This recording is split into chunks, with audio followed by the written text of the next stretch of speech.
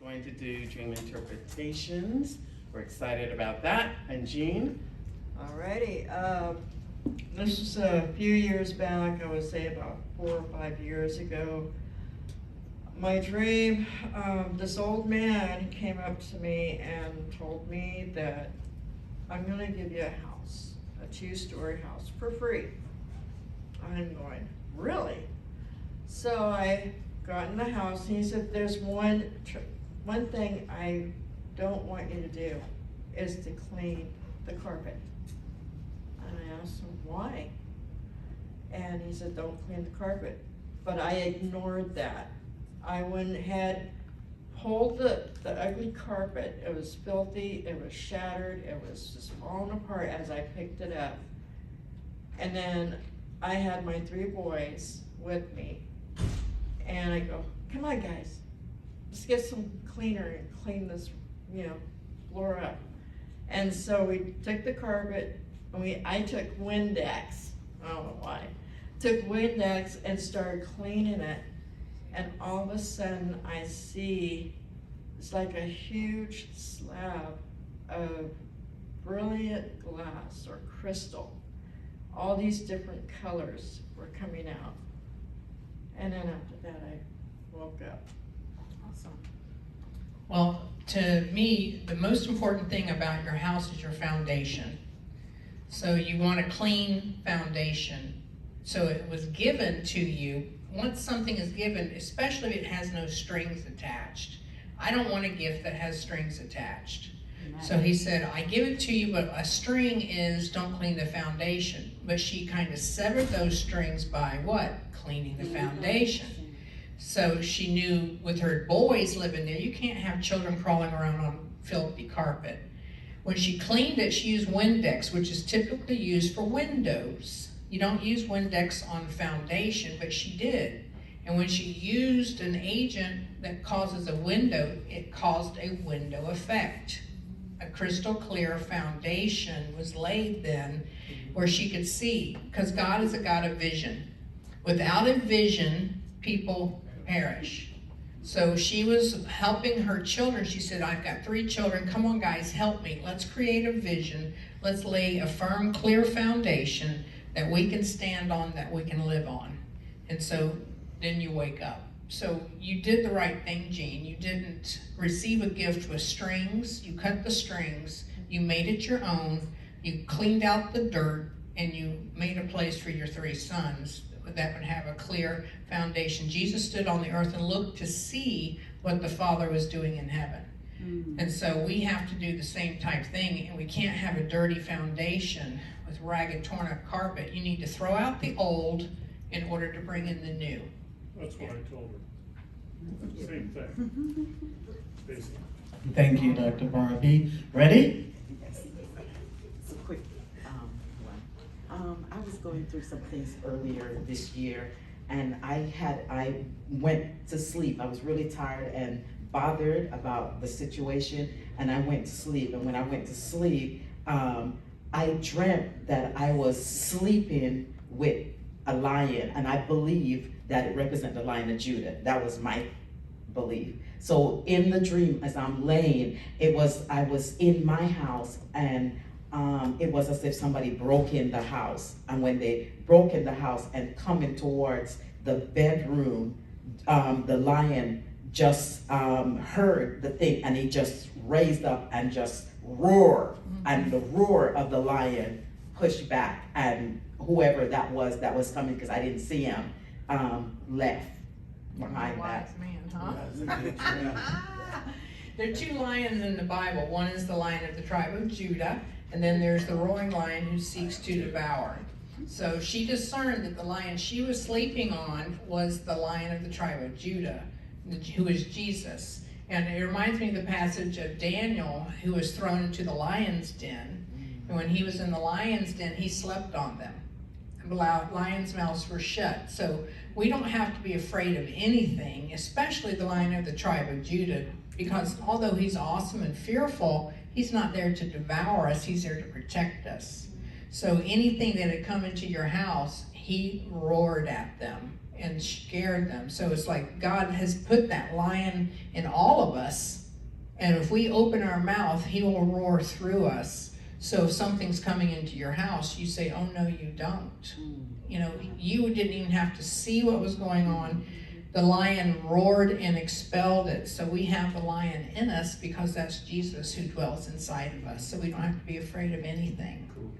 Yeah, very awesome dream. Thank you. Yeah, that was an awesome dream.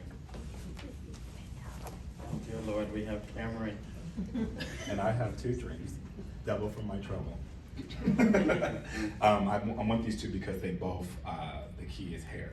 So the You first. have good hair, huh? Well, I appreciate that. But so in the first dream, I am on my lunch break. I know I have 10 minutes to get back to work. I decide instead of eating lunch, I want to get something to drink.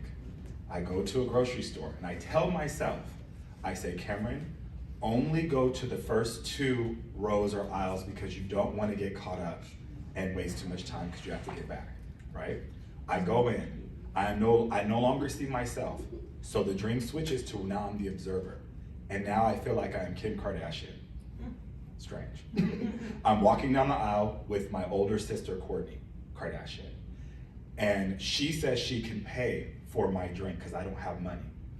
And I decided in the aisle, I want guava juice.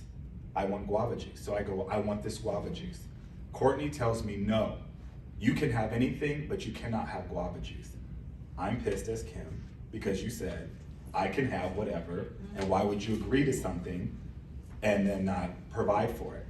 And so I tell her, my sister, I want guava juice. And she says no. Then the scene switches to another aisle. Now Kourtney appears, the other sister, and they are accusing Kim of, so this is weird. So then 2 black women appeared and they accused Kim of basically her hair product line. She had a hair product line in the dream. I don't know if she does in real life. Basically that they made the product line go bigger than what it was and she has not paid them for it. And then all of a sudden, all these people started accusing Kim of doing this. And it was just felt like a court in the grocery store. And I was still observing and I felt, I don't understand why they're accusing her because one of the main accusations was, well, she goes and she takes people from different places who already have a big career and makes them work for them. One is an astronaut, one is a scientist, they were naming all these high quality people with big careers and said she takes them away from their jobs and their lives and she makes them work for them. But I was thinking, everyone has free will. All she does is offer them, hey, come work for me, and they decided and the dream ended. I woke up from that. That's the first one. Oh. And I shortened that Thank a God. lot for you We'd because have there to was sit 5 you seats down. more before We'd that. have to sit you down. Well, The other one's much shorter. Thank God.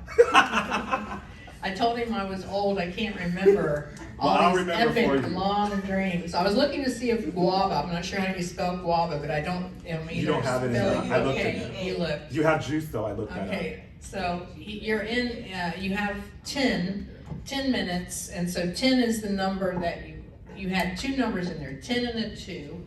So I would look up numbers. Yeah. 10 is law and government and restoration, nurturing and order, testing of responsibility. And it's also the number of the pastor. 2 is the number of separation, division, contrast, split, testimony, witness and support, blessing and judgment. So, and multiplication. So you were in a marketplace situation with as yourself, which means it was about you up to that point. Right. Now you switch into somebody else, you're into a Kim Kardashian and her sister, Kourtney, so I would look up the name Kim, Kim means leader. leads and leader, and Kourtney means short nose. short nose. So we talked about nose earlier. Big nose means what? Discerning? Short nose, hardly any nose means no discernment. Okay, so you've got opposites there. So you look at what their name means, and what was the function? Kim was being a savvy businesswoman. She says, I have money, I'll buy what you want, but for some reason she didn't want you drinking guava, Maybe she thought it's too sweet, it's too this, it's too that. Courtney didn't want me drinking. Courtney, Yeah. okay. Courtney Yeah. didn't. Kim Whoever. Kim just didn't have any money. Okay, Kim didn't have money. Who had the money? Courtney? Okay, Courtney had the, see what I mean? It was so long, I can't remember. That's why I'm here to help. Yeah. Has the money but no discernment. Okay, Courtney has the money but no discernment. Who was hiring the astronauts? Kim. Kim. Sorry, so she's the businesswoman. That's where I was going with it. Right. Yeah, Kim was the savvy businesswoman. So you want the best experts working for you. So they were probably jealous at her success, because the more successful you are, the more people are going to be jealous of you. How are you going to get successful? You're going to hire successful people, experts in their field. If you can get an expert to come work for you, one, you don't have to train them. They're going to train others. So you want to hire trainers, because you want to be able to duplicate yourself. So this is a role model for you, that if you're working for somebody, you need to start learning how to work for yourself and work smart. Don't be juicing up on stuff and drinking all the sweet stuff and, you know, whatever limitations. If they're saying no to this, go, okay, they're saying no for a reason, because they're already successful. So I'm going to take that no, but I'm going to find where are the yeses, how do I prosper in the marketplace. So you're called for marketplace prosperity. Obviously, those two girls are on TV. Yeah. They're savvy, they're beautiful, they create different lines. If they want a perfume, they're going to create their own perfume. Why am I going to buy perfume from Tom or Calvin when I can have my own line of perfume? Anything you can create, 5 different lines of income, you need to be creating and being savvy and working smart. So I would be praying, God, give me a creative, inventive idea. Give me the best people, connect me with them, have them come work for me. I don't want to work for anybody. I want to work for kingdom. I want to work for myself. And I want to prosper in everything that my hands put to.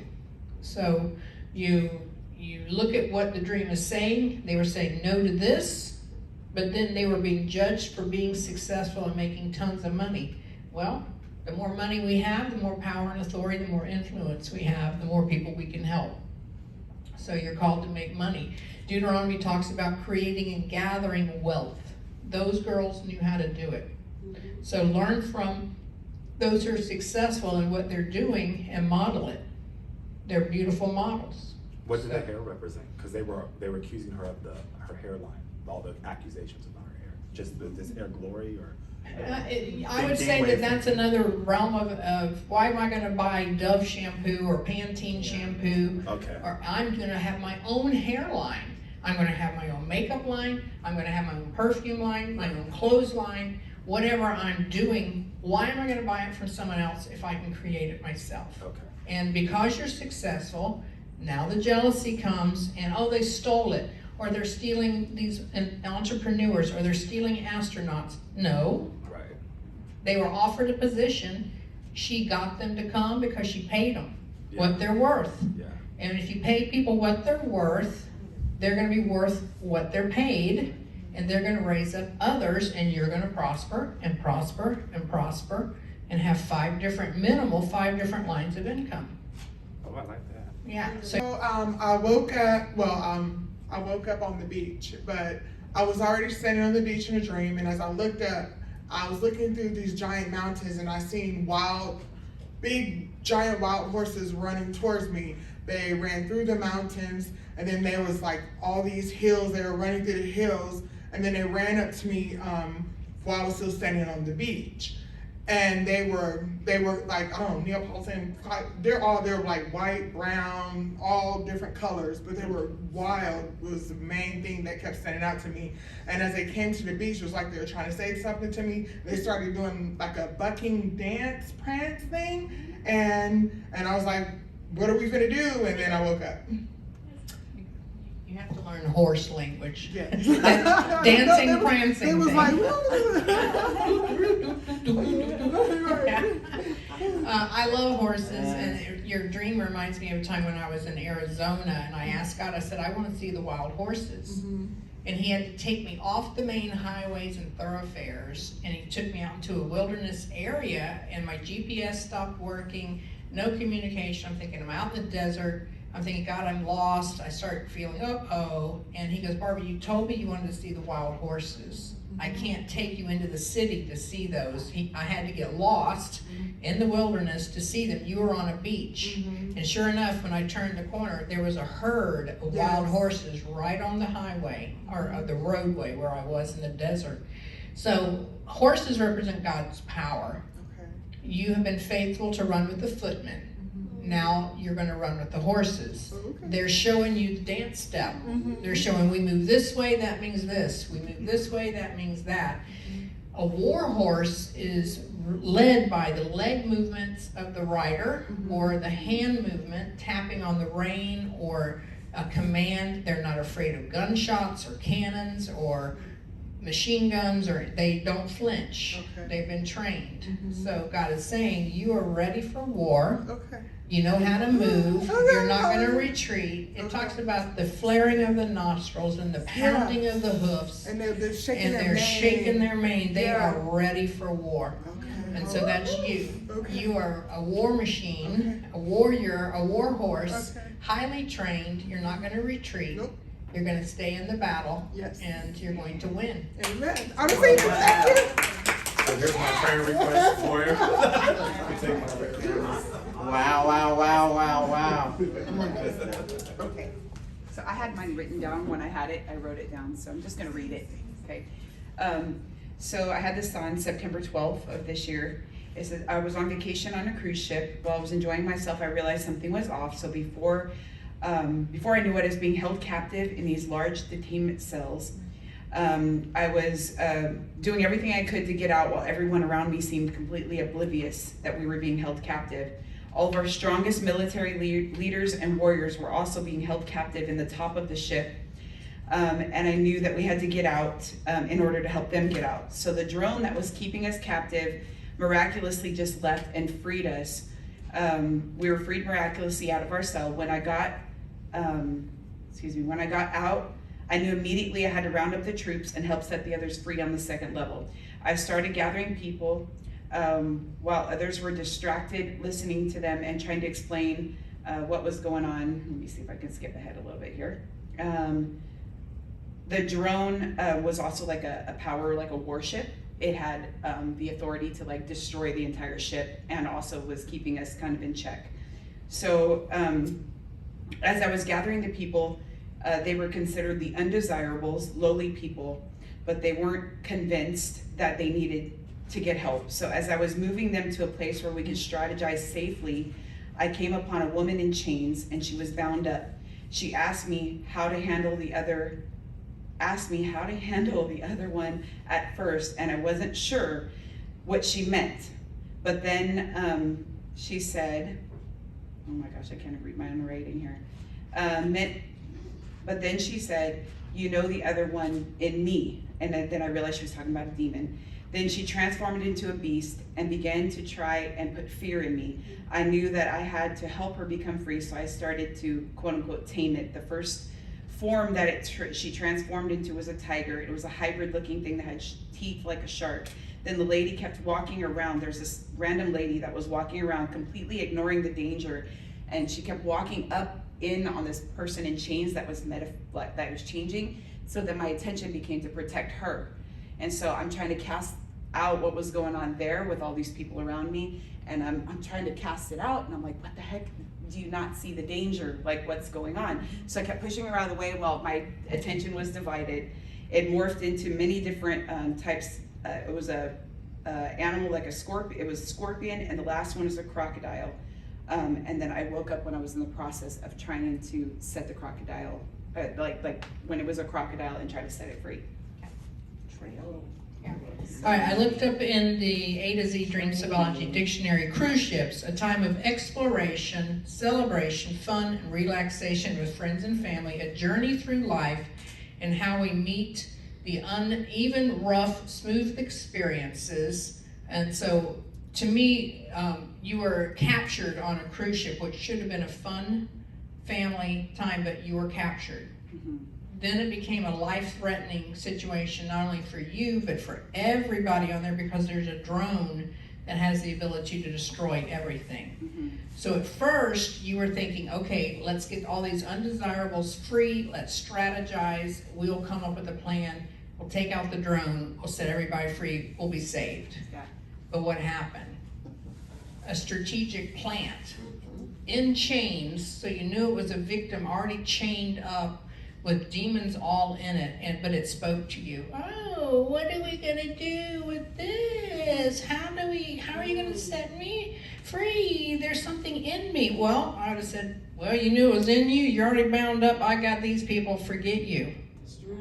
Distraction. What does the enemy do? To conquer you, he divides you. He causes a distraction. So when you were on point, you were rescuing the multitude. You dropped the ball and went to a demonized one person who was a divine plant from the enemy to cause sabotage that could have taken out the whole ship or the whole church or the whole corporation. Now you focus on that one bound up, chained individual who knew she was demonized and the demons were speaking through her. It was like when the witch was prophesying, these are the men sent by the Most High God, and Paul's spirit was vexed. Wrong voice. But it pulled you off your strategy to save the whole mothership, to save one instead. So it's teaching you how to war with a strategy, very keen, because the enemy, when he sees that you're on the right track, will try to divert you. So he planted her, so your whole focus, it's like if you're in a ministry setting and there's a demonized person in the audience and they keep calling out, screaming out, talking, disrupting. Do you 3 weeks ago. do you give them focus? You No. talk to your elders, if you Get want, them out of here. get them out of here. That's exactly what I did. Okay. Get them out. Yeah, Because they've come to distract. that makes sense. You don't pet them, you don't try to cast it out. They don't want it cast out. That's true. So not only did she not want it cast out, first she's a lion, then she's a tiger, then she's a crocodile, then she's a scorpion, then she's a whatever she needs to be to keep the game going. And in the meantime, the drone's coming into position to take everybody out, because if they hit the shepherd, the sheep There we scatter. go. That's what you want. So, That's cool. You have to stay focused on what is my assignment. What voice am I listening to? God says, another voice I will not follow. So you were on the right path, you got diverted. Yeah. Thank you. Yeah. Amen. That was a good training. You had that dream after you. Glory be. Come down. You're the next contestant on. I can turn it for 10 minutes. You know you can't hold the mic. Come on. No way, Jose. I'm surrounded by women. So you better behave. Yeah, I know. Okay, so, I went to a church for 30 years and the Lord got me with his word and I stepped out because they were focusing on ministry, not Lord. I've been having these dreams like this, and this is what I got. I went back to my old church. I sung in the choir there for 30 years. Okay, everything had changed. The choir was young people, and I didn't know anyone. And I left the building, and I couldn't find my way out because it was a totally different area. And that's when I woke up. So, in the dream, were you singing in the choir, or in the dream you just went back to your old I went back to my church? church to Okay. see, I expected to see all my old friends, and I didn't They're see not anybody. there. They're not Yeah. there. So, thank goodness. You know, Yes. if the church hadn't changed in 30 years, we're in trouble. So, you went back, and the church focus was now youth, millennials, young people, which is where the church should be focused, because they're the next generation. They're the next move. They're the next thing that God is doing. The older generation in churches, we have the wisdom, we have the finance, we have the ability to cause things to happen and to mentor and teach the younger generation. Yes. The younger generation has the zeal, the strength, the power, and ability to do the thing because they have great strength. So we need both. We need the older generation's wisdom and finance and mentoring ability to raise up the younger generation to be able to do everything. But the choir sound would have changed. I mean, we would have sung The Old Rugged Cross, and I Walk in the Garden Alone, and, you know, God's gonna build me a cabin in glory land, and I'll fly away, oh glory. You know, that was our sound, whereas this generation's sound, they're dancing, they've got so many robotic moves and whippets, you know, I love it, and my friend always says, because I'll try to move like them when they're dancing, and they go, oh, you're white girl dancing. And I said, well, that's all I can do, I'm just a white girl. I mean, I can't do white girl dance, I don't care, I'm still dancing. But it just means that you're called for a new thing in this season. That was the past. You're moving into the new thing. You talked about your horse rescue. That's going to help the abused, drug addict young people.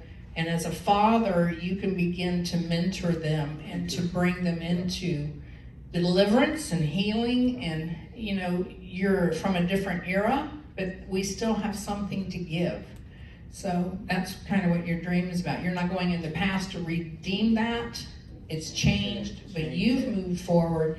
And now you have something you can offer to that generation. Yeah. Can I ask a question? You have to come up here. You can't answer things from back there. Okay, well. Yep. Keyword father. You want to ask a question about this? You're gonna say to the mic. There you go. I just was wondering if that could have been confirmation that when he left and exit, that was correct. Yeah. Okay, that's all. We need to know that we're leaving, when we're leaving somewhere, that God's saying leave. Yeah. You know, and we look for the signs, we look for the confirmations. And he went back to visit, and it was totally different. He didn't fit there anymore, but he fit where he is. You know, so yes, confirmation. Thank you, Patricia. That was good because that was for someone in here. Praise God. Yes, okay, my dream. I was in a suite in a luxury hotel. The suite had sliding glass doors that led out to a patio. I knew I was in Africa, on a continent. I didn't know where exactly. It was the inside of the hotel was beautiful. It was white with these beautiful couches, and I must have been shopping because it wasn't kempt. I had chocolate bags and stuff in there. So I walked out on the patio. I looked out, and the ocean was just fabulous. And before the ocean was like a peak, a little cliff or something, and there were people who had been at this resort, all kinds of people, and they were jumping off and just having a ball, and I'm watching them, and I love water, and I'm like, gosh, I'm by myself, by the way. So I'm there, and I go, I want to go over there. Maybe I can go, but I'm by myself. Well, so what? It don't matter. You can jump off and have fun. Well, the luxurious hotel had like a waterfall that was going underneath my balcony, and I could look down and like stairs, you know, and I was tempted to jump off. It was like, I just wanted to jump in that water and get over there by myself. But it was like, don't jump. Don't jump, because it was like slate, beautiful rock. Then I turned around and this gorgeous couple come out of the room next to me. We were shared balcony. I didn't realize it. The most regal, they were black, beautiful. I mean, just gorgeous people.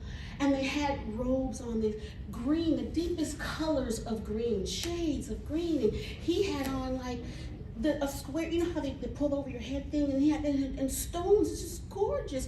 And he's standing there, and the wife, I presume it was his wife, was standing next to him.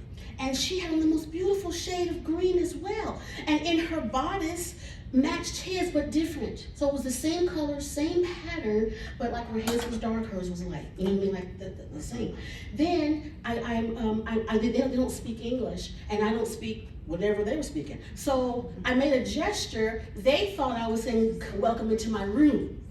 You know, come on in my room, but you know, it's like, oh, no, I don't mean come into my room. So then they turned around, but we started laughing. It was laughter. So they laughed because I was like, no, not say room, just, you know, greeting them.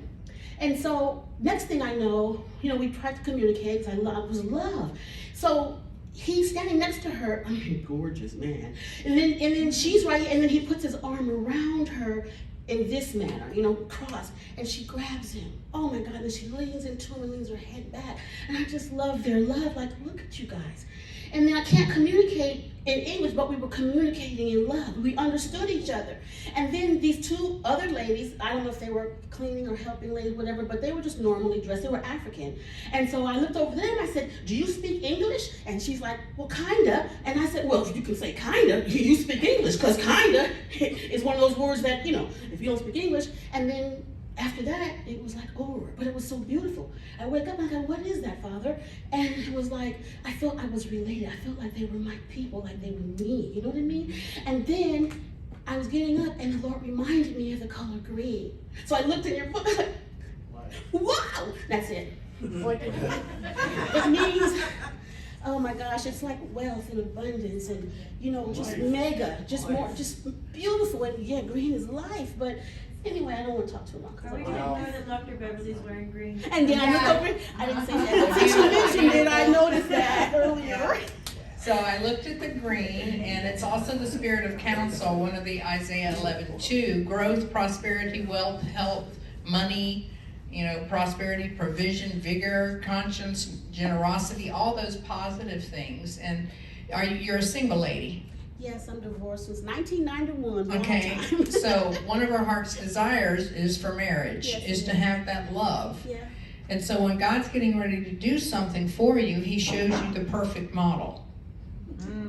This handsome, stately, regal African couple come out of a high-rise, elegant, sweet, overlooking, they're dressed to the T, and she's resting on her beloved, and he's hugging and holding and supporting her.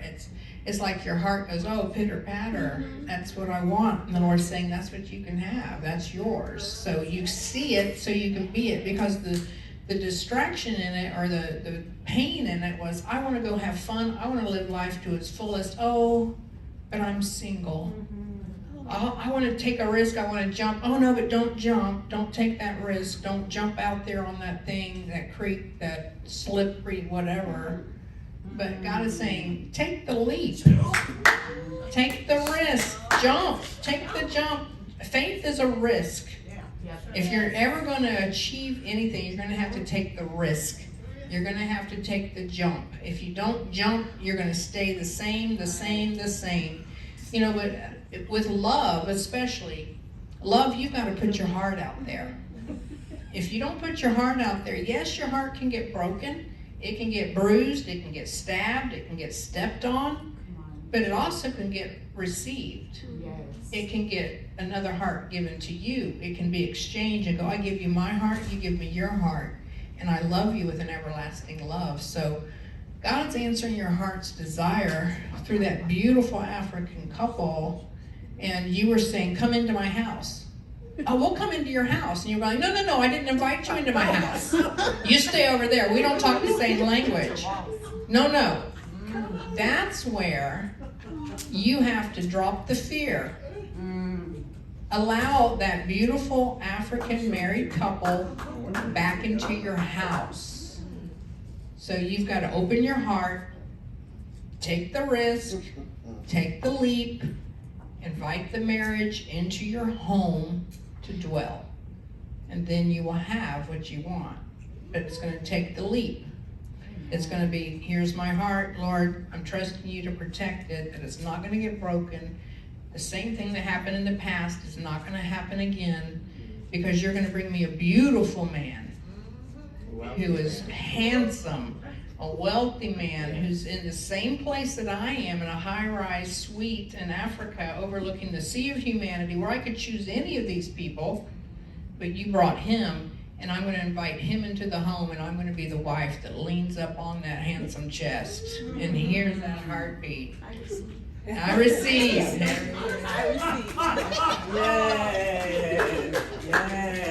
Man. All right. We know how it is to be in a second year half of our lives. It can be frightening, nervous. We want love, we want to entertain marriage, but it's nervous for us. So I think it's awesome the way God showed her what it would be like if you just take the leap or jump and give him a chance. So we praise God for that dream. He really blessed you, Donna. Cameron, I was only stalling. You know. Come, son. Give him a hand, it's Cameron again. So before I mention the dream, you mentioned what she should do, right? So you said this earlier, you said that if we have opportunities in our dream and we miss it, that we should go back and we should, so what should she do to go back to that dream? Should she ask God, give me again? And in this dream? Okay, so what does she do to accept that opportunity? That's what she just did. Oh, she already did. Oh, just oh, said, "I okay. receive it." Okay, I was wondering if she needed to pray and say, okay, start praying for it. Okay, Yeah, okay. I mean, it's done, so Okay. she just has to take the risk. And also, I have something for you really quick. Okay, What- you have to tell her. Okay, I'll tell you later. Before you So, go, I'll put no, I'll tell somebody her. else I'll on. tell her later. So this dream, it was my aunt. Her name is Carla, and what's interesting about her is I'm not in connection with her. She doesn't speak to our family. I would describe her as a bitter person. But in this dream, I'm walking down the street in a beautiful neighborhood, and I walk across the street and I see her, and she looks beautiful. She looks youthful. She looks really good. And the thing that stood out was her hair. Her hair was very full, and in real life, her hair is very thin and gray, but it was thick and it was beautiful and had highlights. And I said, Carla, it's like, wow, your hair. I kept saying your hair is so beautiful and everything, but she seemed flustered, like she wasn't paying attention to my compliments. And when I kept saying how beautiful her hair was, she's referenced her son named Miles. She has 2 sons, and her youngest son named Miles, and he goes, I just don't want Miles to end up with, and I believe the name is Angela or Angie. And I said, who is Angela? And she goes, his discharge. That's what she says, his discharge. And I said, huh? And when she said that word, the impression I got was semen. So I was just like, okay, and we kept on walking down the street, and then we ended up running into some other cousins, and my uncle, who just lost his wife that I told you about, he came up from another side, and I was saying, Uncle, look at Carla, look how beautiful her hair is and everything like that. He just kind of was like, yeah, whatever, and the dream ended. Well, I wish I had my name book. Do you know it? I know. Okay, So Carla means free man or free woman. Carla means free man or free woman. Okay. Carla. And Carla's the one that has a bitter past, but now she looks beautiful. Yeah. Okay. Yeah. So I would say that something's gonna happen in order for her to shed some of that bitterness. So it's either pointing to a previous time in her life when she was not bitter. And how old is Angela, or the son, the Michael? Her son Miles, he's about maybe in his early 20s. Okay, and in the dream he was?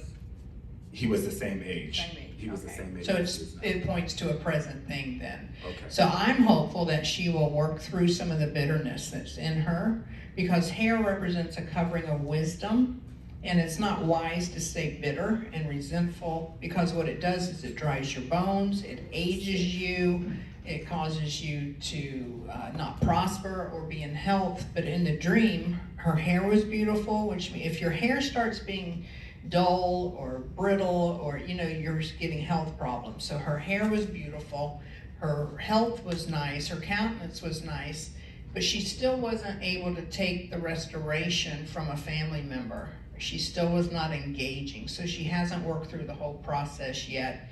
And the rest of the family that came, they weren't willing to acknowledge her improvements. So she's making improvements, but she's not all the way there yet. Talking about Miles and saying that the semen would be named a woman's name, it can indicate that men, when they ejaculate, that is where the seed is spilled or the seed is planted. So she mentioned 2 names, Angela or? So it was either Angela or Angie, but either way, the name means angel or messenger. Okay, all right. So I was concerned because I'm like, is that negative? She said, I don't want him to end up with. Like, Angela was the name of I thought a woman that she didn't want. So I was like, is this a fallen angel? Is this negative? That's the part that I wanted. Yeah. Because I looked up discharge in the Bible, several scriptures, And the one that came to me was in 2 Samuel, because I've been listening to a soaking CD by Katie Souza, and she mentions the word discharge as a curse associated with something. And then right under that scripture was another one in Psalms, and it said like he sends a discharge of evil messengers in reference to in Egypt when he sent those plagues. So I was like, and if a man discharged in the Old Testament without staying inside the woman and spilled his seed, that was also a curse. Right. So when he did not want to impregnate the woman, he would discharge his seed. And we know the story where the woman who lost several husbands because they kept discharging the seeds, Tamar, and she was not able to get pregnant. And that was her right as a woman to be a mother. And then she ended up seducing as a prostitute in order to get her province and her inheritance. And God did not judge her for that. Right. So, sometimes there again, if we think about different unusual methods, we would never think it's okay to become a prostitute to get our spiritual inheritance. But she went, I want my promise so bad, I will do whatever it takes to get my promise. And he said, she's more just than I am. For sure. Because he paid her with his staff and with a lamb or a sheep. And so this is the man who slept with me and impregnated me. And they're getting ready to burn her because she's pregnant. But yet he says, no, I'm the one that was wrong. She was just trying to get her promise. So it speaks to several things. I don't see the fallen angel part, but I do see where, don't spill something of fruitfulness and discharge it and throw it on the ground when God says you can reproduce. You don't want to be someone who's not fruitful and multiplying and inheriting promises, but somebody who will do whatever it takes to get the goal, even though it doesn't seem socially acceptable at the time. And so she's made a lot of progress. The family needs to applaud the progress. You were complimenting her. You were reaching out. You were affirming. And see, that's kind of the position needs to take. She still had a concern about, I hope my son doesn't become unfruitful like I've been and waste his life and allow his fruitful seeds to be spilled on the ground and not live in a place of joy of his strength, but focus on the weakness, the bitterness, the sorrows, the Mara, when it talks about, Naomi and those different ones, meaning bitterness. So this is not about God dealing with me, because I was in the dream. So that's what I'm saying. How do you discern? So this is about probably my cousin, because I did run into him on the street several weeks ago. He didn't want to talk to me. He didn't, No, and I asked him, gave him a ride. He lives down the street. They don't talk to us or anything. And okay. so and my mom just saw him the other day, and she started praying for him. So this would be about him, not me? No. Okay. No, it's not really about you. You're in it. It's about you to the degree that you're making the right choices. Okay. You're affirming, you're blessing, you're driving them home, you're doing what is necessary. Okay. But it's not so much, Because whenever I'm in a dream, I assume it's always about me and God's dealing with me. So well, part of it, 85% of the time if you're in a dream, the dream is about you. Okay. 85%, because you're a dreamer, it's your dream, so it's gonna deal with you in some way. Okay. But the main thing is speaking restoration over them. But you can look at them as any person who is in the world, who's bitter, hurt, needful. You kill them with kindness. You love them. Love transforms and changes people. But if you return evil for evil, or you say, you're just an old bitter woman, don't come around, who cares what you want? You can't do that. You have to, you're doing so good, your hair's beautiful, I can see a change in you. Wow, you're spectacular, you're really a beautiful woman. Then she shared her heart concern. Well, I'm really concerned about Miles. And I don't want Miles to mimic me and repeat my life mistakes. Pray for Miles. Okay. Wow. Okay. That was so good. Thank you. I love that. And thank you, Cameron. Patricia. Okay, this should be a real quick one. So, You know you're a pastor. no, this is really, really quick. I was traveling, like on a freeway, driving, familiar territory I was going in. Suddenly, I found myself somewhere else, just like I took a wrong turn or something. And so I was getting frustrated because I was out of place. I was, not going in the direction that I thought I was going. And so I took an exit. But when I exit, I saw off the freeway, it was like a beach area, and I saw my familiar things, like clothing and things from my house that were on this beach area. And so I said, well, how did that get here? So that was my dream, and I woke up. Okay. It reminds me, don't go anywhere, we might need to ask you a question. The familiar things were left out on the beach. And if we're headed in one direction and we get turned around and we have to exit that direction and then we find the familiar, do you really learn anything from the familiar? Not really. You've been there, you've done that, and if we have a familiar location, a familiar surrounding, or familiar voices, our family a lot of time are the familiar to us, and they know us in a certain way. And if we always go to the family for advice, they're going to give us pretty much the same advice we've always gotten.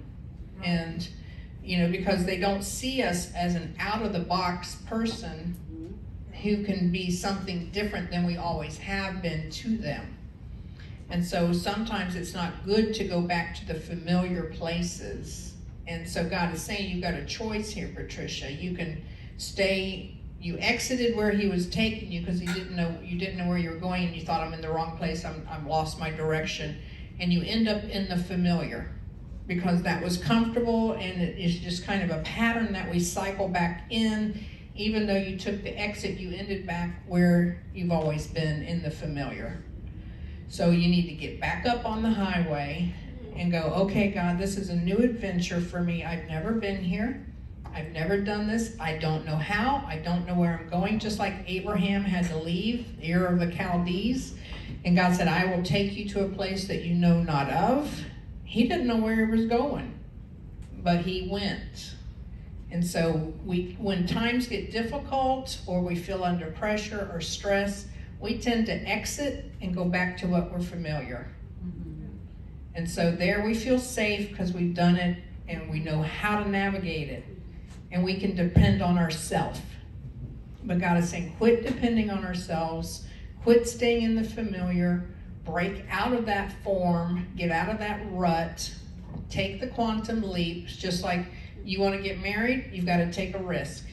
You've got to put your heart out there. You've got to invite the man back into your house. You've got to put yourself out there. It's the same thing. We can't stay in the familiar anymore. We've got to go into the unknown, which is the realm of faith. But without faith, it's impossible to please him. So God's asking all of us in a new era, in a new season where we've never been before, stretch the boundaries, ask for the opportunities, ask for the new doors, and when a door is shut, don't take no for an answer. Find the new way to open it. Step through the door, see what's in there, look, see, take on that image and likeness, become that new thing. And then we move in the new way. And in Isaiah it says, behold, I'm doing a new thing. Do you not perceive it? And so as we perceive the new thing that God is doing, we will move with him in a new way. And the familiar, I had a dream where God says you can either redeem your old mantles and clothes that I had sent ahead of me, and they'd already dry cleaned them, and they were ready for my next trip. He says you can buy those dry cleaned clothes back. He said you've already worn them. You know how to put the outfits together. You look good in them. Or you can take that same amount of money and go shopping and buy something brand new you don't know how to put together, you've never worn before, but it's a new mantle that you're going to have to learn how to operate in. And so where are we going to spend our money?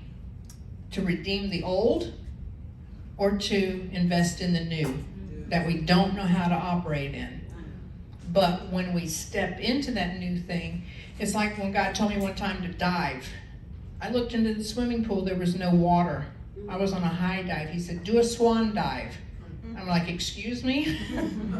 There's no water.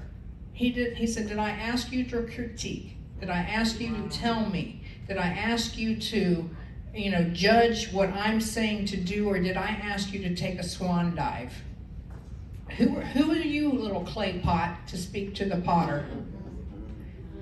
I dove. And I'm thinking, if he doesn't come through for me, my head is crashing into a 12-foot deep cement pit. But the water sprung up because I took the leap of faith. And I dove into the deep. I didn't come trickling into the shallow. I went all in, 100%, all risk, life or death, because he said, dive in. And he corrected my mouth for, what about this and what about that? And how do I do it? All that we do. Did I ask your opinion? No, sir. Dive. And that's where we are as a church and a people. It's time to dive in, and we're going to all jump out of the old and the familiar and leaving that behind. We're stepping into the new, and we don't know how to navigate it, but he does. He does.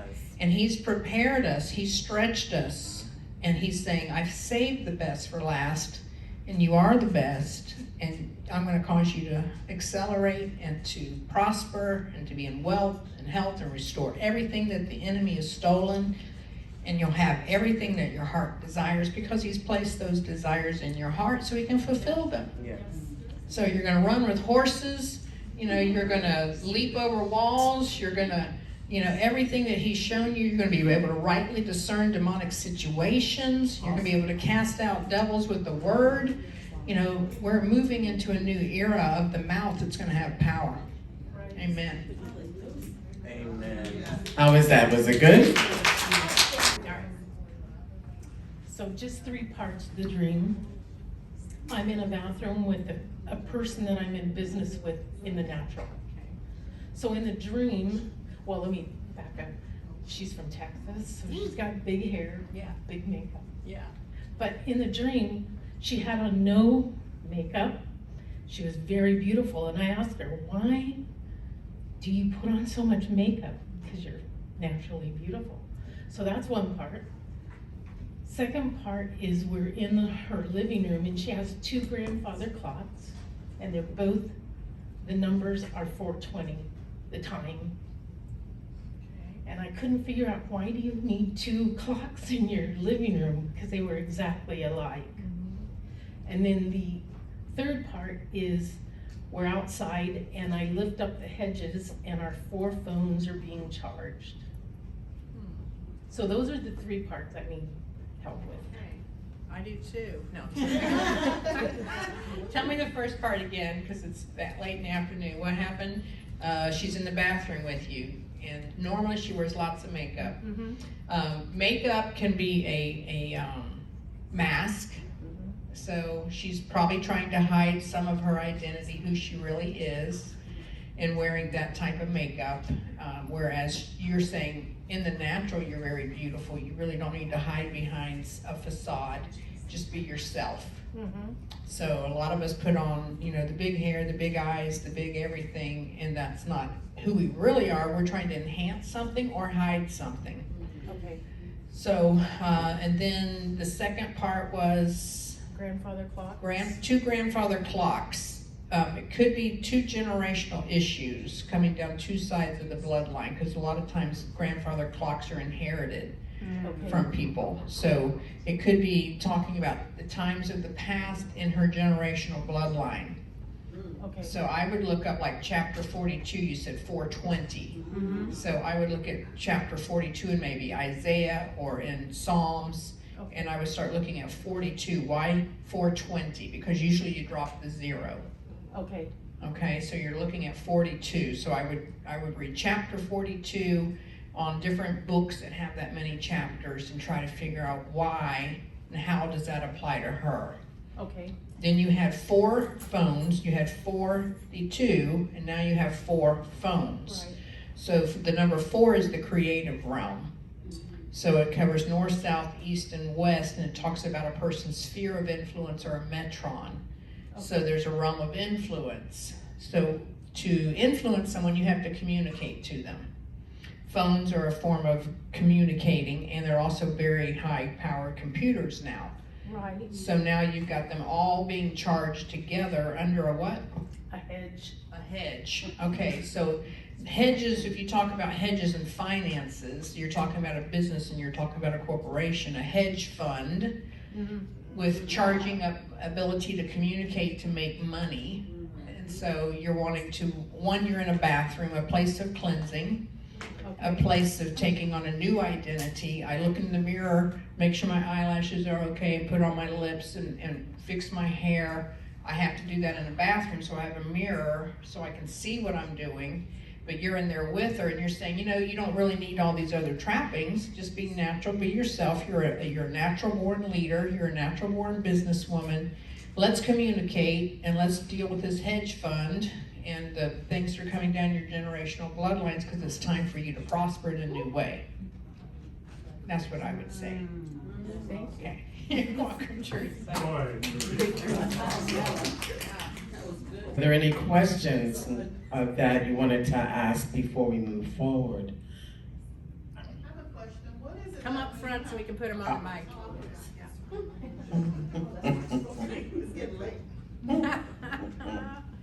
Next question, get behind her so we can move down the road. What is it when you have dreams of someone that have already passed away, and you may have dreams of a number of people different times, and it's never anything negative? One time I have dreams of my grandmother and my brother, but there was a time I was having dreams of my cousin, Tiffany, and it seemed like every time I had dreams of her, I would be so mad to see her. And in reality, someone had passed away, almost like she was the one that had come and get him, type of thing. But I had a dream recently of my grandmother. I'm an operations training specialist at Regional Transit. Before I came to this department, I was a supervisor that I worked the road. I went over to a department. I didn't want to go over there. There were so many people there that was supposed to be at Sutter Hospital. Sutter Hospital was too crowded. So they was having them to go over there and wait at the transit place, which was odd, in the driver's room. So I saw my grandmother, who's no longer here, and I was like, what is she doing here? And behind her was my sister, Pumpkin. I have a sister that's mentally challenged. And I was like, what is she doing with her? Because I know she's gone. In reality, I know she's gone. And I'm like, what are you? So I went over there and I said, Big Mama, what are you doing here? She said, we're waiting to be called at the hospital. I'm like, but you guys are here. So then as I keep looking, my brother that's gone, I saw his wife. And I'm like, what is she doing here? And I didn't want to talk with her. So I went over there anyway. I said, hey, watch out for Pumpkin and Big Mama. They're over here, so look out for them. She said, okay, I will. And the sister-in-law is still alive? Or My gone? sister-in-law is still alive, and my sister is. And your sister? It was just my grandmother is Okay, gone. Big Mama. And they were waiting to be seen by a doctor. Yeah. Well, when our loved ones pass and they're born again, they become part of the great cloud of witnesses. And just like when Jesus was on the Mount of Transfiguration and we saw Moses and Elijah come down from heaven to talk to him and to tell him, and the 4 disciples that were there going, woo, let's build a temple, let's, they go all freak out because here we have Moses and Elijah talking to Jesus, and they'd already passed over into glory land. So when our loved ones pass, they're still able to come down on assignment as the Lord sends them. And so Pumpkin, she's challenged in her mentality. And Big Mama is a nurturing grandmama who is still able to connect and nurture her. So, yeah, so it's like they pray for us, they watch over us, your relatives are in heaven. Sometimes God will send them back for you to get over grief. You didn't get to talk to them or say what you felt, and so you get stuck in a grief pattern. And so they'll come into a dream, and that way you can see them. You can see they're healthy, they're happy, they're whole, they're in their restored body, they're no more longer diseased, and it helps you kick out of that grief stick and go on in and enjoy your life without constantly grieving about a loved one that's passed. So I just call them part of the great cloud of witnesses. If they're born again, they're not talking to the dead because they didn't die. They have eternal life. Right. So they pass from this realm into their reward in heaven as a born-again believer with eternal life. And so they become part of the great cloud of witnesses. Now, about Tiffany, who whenever I see her, I would be so upset to see her. And in reality, like 3 different times I had a dream of her, someone actually passed away. After seeing her. She's gone, she's dead. She's dead. So part of what Tiffany does is a sign marker. God says, go get your loved one. When we go into heaven, the first person we're going to see is Jesus. Like when I shared my story of my sister, Jesus came to her in her deathbed, gave her the choice. Do you want to go to heaven or do you want to create a miracle? He poured the bowl the way she asked. So we see Jesus when we're passing, we see angels when we're passing, and we see our loved ones when we're passing. So you get upset because Tiffany represents somebody now is passing, and now I'm going to have to go through the loss of a loved one. And I have to wonder who it is and cover everybody. Yeah. So she's a signal or a sign. Someone in my circle of influence is going to be passing. And you can pray against it and say, Lord, give me more time. Don't let it happen. So I would pray against that. And I wouldn't just go, oh, here she is again. You know, I would say, Lord, have mercy, extend their time, especially if you knew who she was coming for. But death is not an enemy. There's no sting to it when we fulfilled our destiny. And personally, I don't want to lay in a bed as a vegetable or not be able to move around and do something. If I don't have good quality of life, heaven is wonderful. Please don't keep me locked in this body. You know, let me go. And, so sometimes we want to hold people here when their destiny is done and they're ready to get their reward. They need to be able to move on. And so, you're mad at Tiffany because that's what she represents, a loss coming up. Yeah, but to them it might not be a loss. It might be, yay, I get to go into a reward. When I've been to heaven, I've begged God not to send me back. Please let me stay. And so far he keeps sending me back and sending me back. Oh man, that was an important share because the religious sector, treats, if you say that you've seen someone that has passed, they come back, they treat you like you're crazy or that's the devil, and that's not necessary. That's not the case. When my mother passed on, she was in the room, and I could hear her heartbeat radiate through the room. Literally, he took me into the room. I could hear that, and it went down and down until there was no more. She breathed the last breath, but she was gone for 10 minutes. And then she came back to life, sat straight up, turned to me and said, love you. That was the impartation of what was in her into me. My mother came to me 7 days after that while I was lying in bed, and she just came in and I felt her spirit, and she touched my hand. She was very gentle and she would always touch my hand. When my brother passed on, my sister said, I knew something happened because the sky suddenly broke through with the sun. And my youngest sister was there, and she said, Lynn is my middle name. She said, Lynn, he couldn't talk. He was not responsive for a long time. And all of a sudden, he broke out, and she said, in this beautiful, rich voice singing, and this strange language I've never heard before. He saw Jesus. And then 7 days after that, I was lying still. My brother was a year younger, and he teased me all the time. And I was lying there, and this is what he used to do. He always came behind me and put his hand on my face, and he said, guess who? And he was so heavy-handed. And that's how he came back to me. The Lord was letting me know that they're okay. It's a beautiful thing how gracious our God is. People need to understand this. He's a living God. And this is real. He is real. And these are the things that happen when you believe. So the questions that come up, I'm going to ask you at this later. We don't want to give a story of a dream, but if you have a question, because we want to make sure that you're imparted into and you're prayed over and you have all the information that you need before you walk out the door. So the questions that we have, come on up. When you were praying over that lady that swore like a sailor, and you said she didn't have any faith, so I wanted to check with you and see, so we have the faith so then we can just let the power of God flow through us and the miracle will happen. That's what I wanted to hear. Amen. That was an easy one.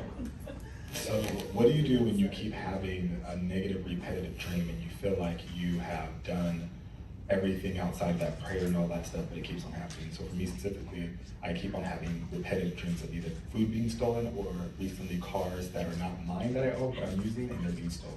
So what do you do? Well, the enemy's a thief and a robber, so he's gonna steal everything. Yes. Anything that's not nailed down, tied down. So have to ask, how's he gaining access? The main way the enemy gains access through us is a door of fear. So fear, there are thousands of different types of fear. So if a thief can come in and steal, one of the greatest fears and things that people feel violated from is someone breaking in your home and stealing something at night. And so stealing a car that I borrowed, or like an axe head, I borrowed my axe and it fell off in the pond. Now how do I return that? You know, because you're a man of integrity, you're a man of character, and if you borrow something, you owe it to them. Right. So now you have to restore it to them, even though it was a thief that robbed it. Right. So I would look to see, where are my access points? Where are my weaknesses? Because then I have to have God station angels or him step into that area of my life to make me strong, so that the enemy has no access point. The other thing is, if an enemy steals, I'm going to capture him, because now there's retribution. So now he has to repay me a minimum of 7-fold. So I had all of my jewelry stolen from my house by a cleaning crew that were doing tile, laying new tile and stuff. It was in a nice box. I had it stuck underneath my bathroom cabinet, thinking they won't look here, won't find it, but noting the bathrooms backed up to each other, so when they tore down the wall between, there's this box. Well, the box disappeared.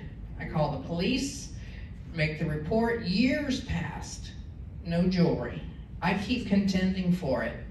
Lord, that was my jewelry. I feel violated. It would make me sick to my stomach when I would think about it, because people all over the world had given me a jewel here and a diamond there, or an emerald here, or a bracelet. My father had given me parts of that jewelry, and so to have that whole treasure stolen, I kept contending. I was up in my attic area. I have a card room upstairs, and it was a Mexican group that had stolen it. So then you could cause yourself to be angry with that culture or that type of person, because they had come into your home, you trusted them, and then they took your most valuable possessions.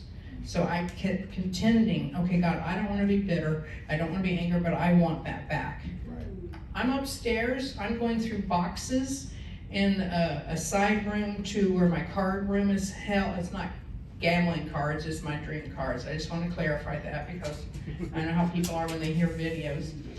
I open a box. It's not the same box, but I open a box, I take it to the table, I start opening it. There is all of my jewelry returned. 7 years later.